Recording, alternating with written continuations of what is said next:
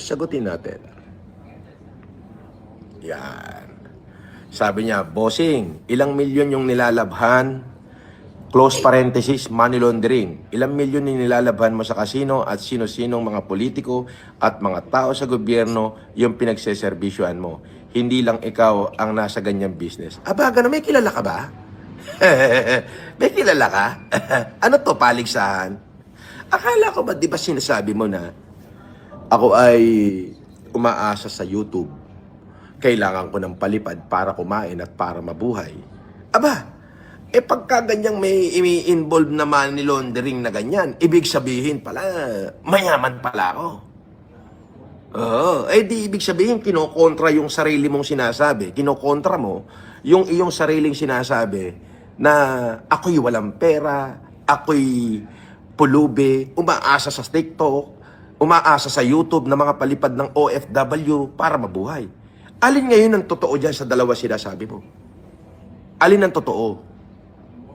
Parang nagko-kontra-kontra yata yung inyong mga statement. Dapat mag-meeting muna kayo mga basher. Dapat iisa lang ang statement nyo para hindi sanga-sanga. Para hindi sanga-sanga. Di ba? Para hindi sanga-sanga. Kasi yung mangyayari dyan, magiging sanga-sanga yung statement nyo. Ano hindi nyo tuloy malaman ng supporter o hindi tuloy malaman ng mga tao kung alin ang totoo sa mga sinasabi nyo. Kasi sinasabi nyo, umaasa ako sa palipad, kailangan kong mag-grind sa YouTube just to make a living. Hi Marge. Shoutout kay Marge. Dito sa Baguio Country Club.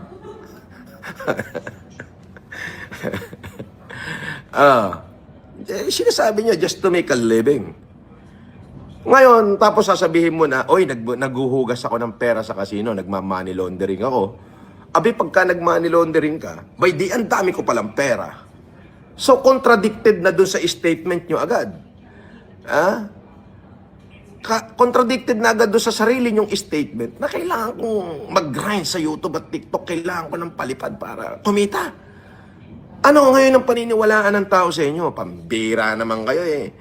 Di ba? Ano ngayon ang yung paniniwalaan? So nagkakaroon ng contradiction yung inyong mga sariling statement. Paano nyo ngayon mahihikayat ang isang tao na paniwalain that I am what you wanted, what you claim me to be? Di ba? You claim I am this, I am a scammer, I am grinding money to TikTok and YouTube from social media. Ayan. Sa totoo lang, mali yung comment na yon. Ako na magpapatunay, mali yung comment na yon nung kung sino man yung Poncio Pilato na comment. Hindi po nagma-money laundering si Culaong dahil unang-una nga po, wala namang ima-money laundering. Wala rin pong politiko na involved dito kasi nga po, si Culaong nga po ay naghahabol. Siya ang naghahabol sa mga politiko. Wala din pong involved na mga malalaking tao, sabihin natin mga businessman na malalaki, wala rin po. Bakit? Kasi po, alam nyo, kung meron po, eto kasi medyo ano yung comment eh. Sa totoo lang, parang inano pa nga ni Culaong napaganda pa. Para kay Culaong yung comment. Kasi alam nyo, kung common sense lang ang ating paiiralin, alam na natin kagad na si Culaong walang kahit sinong tao ngayon na masasabi nating malakas sa gobyerno na nakaupo yung ibinoto ng taong bayan na masasabi nating makapangyarihan para si Culaong ay proteksyonan. Wala pong ganun. Kahit yung mga sinasabi niyang tao niya, yung si Bet, saka yung si General, nakalimutan ko pangalan nun. Yung General na ngayon, dating yung Tony, ayun, yung Tony, general na ngayon yun Kahit yun, walang magagawa kay Kulaong o hindi matutulungan si Kulaong. Malakas lang talaga ang loob ni Kulaong na magmayabang, magmalaki. Wala pong money laundering na involved dito kasi nga po, walang ima-money laundering. Isa pa, paano magkakaroon ng money laundering kung ito pong si Kulaong,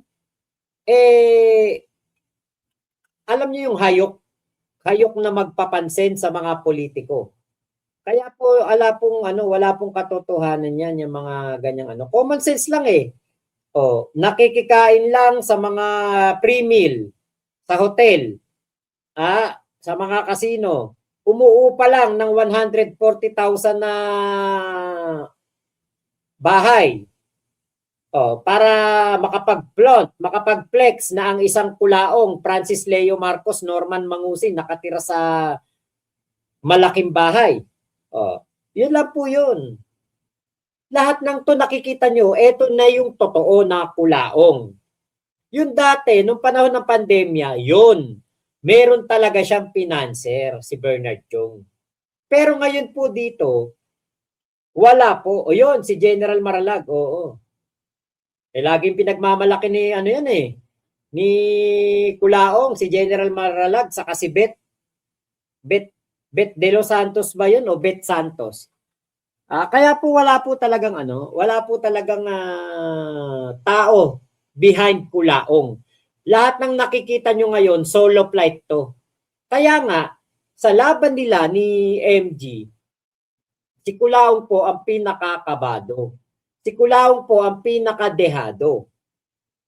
Wala po talaga ngayong panlaban si Kulaong. Unang-una, baleto ka niyan. Sa amin, sa Bulacan, kapag sinabi baleto ka, hilahod.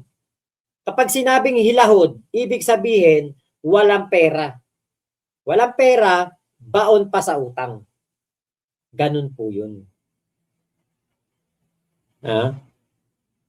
Tandaan ninyo, si Kulaong po, ubod ng yabang niyan. Si Kulaong po, ubod ng arrogante niyan. Ubod ng angas. Pero kita nyo, nag-grab. Tingin nyo ba kung merong malaking tao sa likod niya, nahayaan niyan mag-grab? Unang-una, bibigyan niya ng magandang sasakyan. Hindi yung magpapamigay ng Jollibee. Ang gamit yung E150 na kakarag-karag. Na parang may ubo, parang may sipon. Kaya yung comment na yon, ako na po ang nagsasabi sa inyo, wala ng tao na nasa likod ni Kulaong na masasabi natin na talagang kayang-kaya siyang proteksyonan at kayang-kaya siyang bigyan ng napakalaking halaga. Wala po. Wala na po. April Galang, ang swerte ng mga kasama sa bahay. Oo. Diba? Biruin mo, kasama ka sa bahay, tapos dadaling ka sa Japan, Sus Mariosep. Once in a lifetime yun. Tommy Fishing, ito seryosong tanong lang, Boss Mac, may personal na galit po ba kayo kay Kulaong? Hindi na po kailangan i-memorize yan. Opo, galit po ako dyan. Pero nyo 30,000 na halos ang naibigay ko dyan. Hard-earned money ko yun. Pinagpaguran ko, pinagpawisan ko na pera. Pinadala ko po sa kanya. Wala po, hindi po niya binalik sa akin. Kaya kung sa personal na galit talaga ako. Dati galit na galit. Ngayon, ano na lang yung sa akin, pinagtatawanan na lang. May galit pa din, pero pinagtatawanan ko na lang siya. Saka, hindi naman ako ipokrito para sabihin na hindi ko nabawi yung 30,000 sa views. Sa kita sa YouTube. Talagang malaki po kinita ko dyan sa pagbablog. Pero, hindi, yung pinaka-realidad, yung 30,000 na pinadala ko sa kanya, hindi niya ibinalik sa akin. Kinita ko rin yung 30,000 sa sarili kong pamamaraan, sa sarili kong pagsisikap, hindi dahil sa binalik niya. Kaya po, talagang visit po talaga ako dyan. Okay, Queen Bird, sa YouTube ka lang ba nag-live, boss? Oo, dito lang po ako sa YouTube. Maria Joyce Yango, maraming salamat boss. Tuwa ako, napansin mo ako agad. Ingat kayo dyan. God bless. From Silangan, San Mateo, Rizal. Ayun. Anthony Bea, hello po. Okay, Bubu, thank you ha. Irene Legaspi, shout out. Hindoroto Tito sa Russia. Irene Legaspi, shout out daw sa mga Hindoroto Tito sa Russia. Sure yan, kung may backer yan, panay live video yan. Eto, kunwari na lang kunwari na lang, eto nga si Kulaong. Sino ba? Let's say si Sandro Marcos na lang, makasama niya sa isang event. Papapicture yan, magbibideo yan, magla-live yan, makikipag-usap yan, na naka-live. Papakita niya na nakikipag-usap siya kay Sandro Marcos. Kasi ganun din po ginawa niya kay Imelda Marcos. Doon sa event ng birthday yata ni Imelda Marcos sa Antipolo, grabe pasikat niyan. Nagkapag-shooting pa nga yan doon sa Antipolo para doon sa movie niya na The Singatory. Yun po ang ano niyan, yun po yung style niyan. Hindi po yan papayag na hindi niya maisisingit ang mukha niya sa live ng mga sikat na politiko kung yan po kaya nga po nakikipaglapit yan kay Kuya Nino Barsagi. Okay, T-Rex, ayun, ang pangit-pangit pa. Boss Mac, magtropa pala si Yama at si Bungo. Wala naman sa kanilang, hindi sila magkaaway. Hindi sila nagkaroon ng problema. Kaya hanggat hindi naaway ni Yama, si Bungo, tingin ko okay naman sila. Okay, Red Balanki. Sobrang user ni Kamote. Lahat ng nakasama binabaliktad. Akala niya may maniniwala pa sa kanya ngayon. Nako, malabo na. Tommy Fishing, salamat po sa pagsabot ng tanong ko, Boss Mac. Grabe talaga to si Kulaong. Daming naloko. Pati mga OFW, sana makulong na to sa January. Sana nga. Eugenie Nicolas, ayun, more power din po sa inyong buhay. Eugenie. Carlo A. Rabanzo, ayun. Golden Takore. Ay, shoutout Singatory, panay dahak at singa. Kung yan ay milyonaryo, bakit siya nagtitiis mag-YouTube? Tama. Alam niyo, kunwari ako na lang. Kunwari ako na lang. Kung ako po milyonaryo, kung ako po maraming kayamanan, maraming pera, hindi po ako magpupuyat sa YouTube. Hindi rin po ako magbablog na. Negosyo tupagin ko. Negosyo, hanap buhay talaga. Kasi ba't ka magbababad sa YouTube? Gabi-gabi, araw-araw ka tinatarantado? Ang hirap nun. Yung sabi niya, magla-live lang siya, kikita siya. Oo, pero kumikita ka, tinatarantado ka.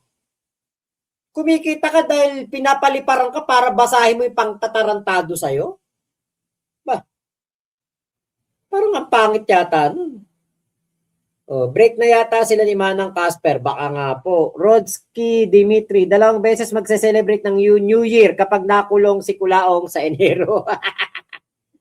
Yun nga Golden Takore, nag-grab na nga lang Kaya nga yung comment na merong nagmamani laundering kay Kulaong, wala pupunta ng ng casino, dala niya 10,000.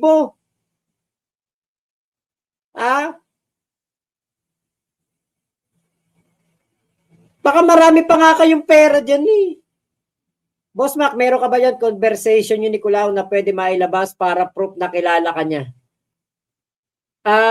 Nandun sa luma akong laptop, meron akong mga screenshot doon, pero hindi na kailangan ng ng screenshot video na nga yun nandito sa akin. Kaya kita tinawagan, kaya nag-video call ako sa'yo para malaman mo na ako kausap mo. Opo, yun nga. Pero totoo po ba yung pupunta po kayo dito? Yes. Dahil sabi niyo may bahay kayo dito. Hindi na screenshot. Ayan na, video na. Ayan na Okay, Sir Mac, hindi na ba nakakatakot si Gusgusin ngayon? Hindi na ba niya kayang mag-hire ng mercenaries ngayon talaga? Kahit naman dati, hindi rin po niya kaya. Kahit dati, hindi niya kaya. Wala pong kakayahan yan. Nung lumabas po yan, noong panahon ng pandemya, hilahod na yan. Hilahod na hilahod. Nangihingi na nga lang ng pera kay Inay Mary Ann eh. Napatawan niyo ako O, Eugenie Nicolas. Ayun. Biggest plot ng 2025 si Casper, si Food Genius. Biglang plot twist no? Cho Ed Vlog, walang milyonaryo na hindi ma-impluwensya, lahat powerful. Sabi ni Cho Ed Vlog. Wala naman. Kaya nga si Kulaong, hindi siya ma-impluwensya. Hindi po siya powerful. Bakit hindi po siya milyonaryo? Meron bang milyonaryo nagga-grab lang? Kung ako milyonaryo, hindi ako magga-grab. Ako pumupunta ako na Maynila, nagkokotse ko. Diba, Sus Maria Joseph?